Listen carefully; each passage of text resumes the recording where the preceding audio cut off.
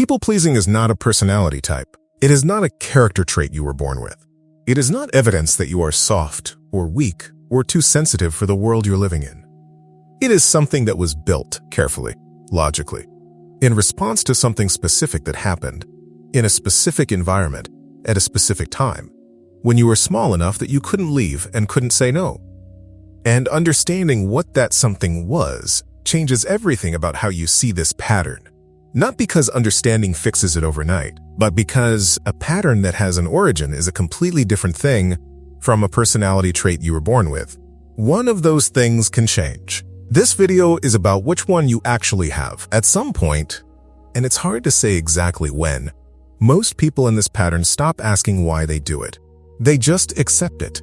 I've always been like this. I'm just someone who has trouble saying no. This is who I am. And that conclusion feels like honesty. It feels like finally being realistic about yourself instead of pretending you're going to change. But here's what that conclusion actually does. It takes something that was installed, something that was learned, that was a response, that had a cause, and it files it under character. And once something is filed under character, it stops being a question.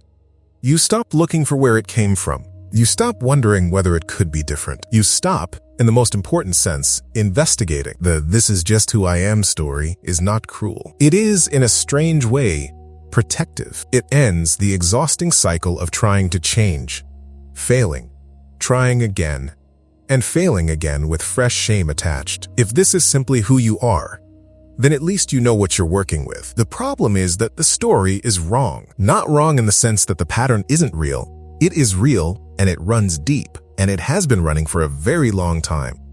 Wrong in the sense that it has a cause. Wrong in the sense that you were not born like this. Wrong in the sense that somewhere, before this pattern was in place, there was a version of you who had not yet learned it. And that matters more than it might seem. Here is what actually happened. At some point early in your life, early enough that you don't necessarily have a clear memory of it, the environment you were in sent you a message.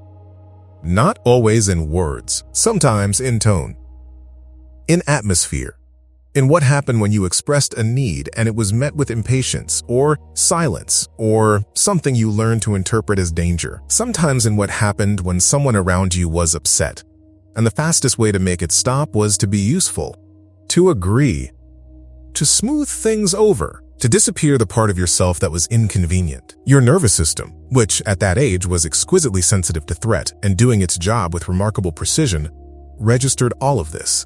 It registered, when I need something and show it, this happens. It registered, when I agree, when I make myself useful, when I manage what this person is feeling, the danger level drops. It registered, the safest version of me is the one that doesn't cause a disruption. Research on how the Fawn response develops consistently points to this. It is not random, and it is not weakness. It emerges in environments where the normal childhood expression of needs, wanting things, saying no, having feelings, was met with something that the nervous system coded as unsafe. That unsafe signal didn't have to be dramatic. It didn't require abuse or chaos or obvious neglect. It required only that the message be consistent enough and early enough that a small nervous system integrated it as a rule. My needs are a problem. Other people's feelings are my responsibility. Agreement is safety. That rule became automatic. And automatic, over enough time, starts to feel like personality, starts to feel like who you are. But it isn't who you are.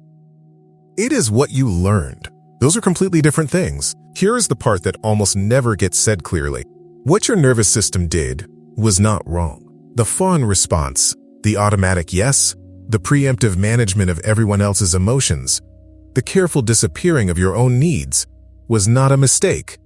It was the most intelligent response available to you at the time. Think about what you were working with. You were small, you were dependent, you could not leave. You could not sit down with the adults in your life and renegotiate the terms of your safety. You had one tool, and you used it. You made yourself agreeable. You became useful. You learned to read the emotional weather in a room before you'd even cross the threshold. You became, in the most literal sense, a specialist in other people. What they needed, what would upset them, what would keep things calm. And it worked. It kept something safe that needed keeping safe. It got you through. The problem, and this is the thing worth sitting with, is that your nervous system never got the memo that the environment changed. The original situation that required this response is, in most cases, gone. The people, the dependency, the specific danger, but the pattern that was built to survive it, still running. Still scanning every room, still calculating what everyone else needs before you've checked in with yourself, still defaulting to yes before you've had time to think. Not because you are weak, not because you lack self-awareness, not because you haven't read the right book or made the right decision, but because nervous systems do not unlearn survival strategies through willpower. They unlearn them through something slower and more specific, and far more forgiving of the pace. Not a flaw, an adaptation. That is the thing worth carrying out of this video. You were not born this way. You adapted to something real, and an adaptation is not a life sentence. If what this video named is landing somewhere specific, if you're sitting with that and thinking, I need to understand more about how this actually works in my body, in my daily life, there's a resource in the description built exactly for that. The Fawn Response Field Guide goes deeper on what was named here, the mechanism, the moment of activation, and how to begin recognizing the pattern before it completes itself. It's the written version of what this video started. The link is in the description. So what changes practically when you start seeing this as an adaptation rather than an identity? Not everything, not immediately. The pattern doesn't disappear the moment you understand where it came from. Anyone who's been in this long enough knows that understanding has a complicated relationship with change. You can know something completely and still do it anyway. But here is what does change, and it's not small. When the automatic yes happens, when you find yourself agreeing to something before you've had time to think, when you feel the familiar tightening of having just committed to something you didn't want, you have a different question available to you now. Not what is wrong with me, but what is my nervous system responding to right now? That shift, from character verdict to nervous system observation, is the beginning of the gap. The gap between the trigger and the response. That gap starts small. It might be a half second. It might be just enough time to notice what happened without immediately spiraling into shame about the fact that it happened again. But that gap is where something different becomes possible. Not because you fixed anything, because you've stopped misidentifying what the thing actually is. There's something else worth naming for the people in this who are already thinking. But I've had this reframe before and nothing changed. That objection is fair. Understanding the origin of a pattern is not the same as having the tools to interrupt it. This video was never going to be the whole thing. What this video was, what it was meant to do, was remove the specific obstacle that makes every other thing harder. The belief that this is who you are. Because as long as you believe this is who you are, the work ahead of you is the impossible task of becoming someone different. And it isn't that. It's the more possible task of learning to recognize an old response, and over time, having a new one available. That is a different size of problem, a more survivable one. If this opens something you want to go further with, the Fawn Response Field Guide is in the description. It was built as the natural next step from exactly this conversation. The pinned comment will take you there too. What was the moment you realized this pattern had a beginning, that it didn't just come with you? The self that existed before this pattern was installed is not a myth.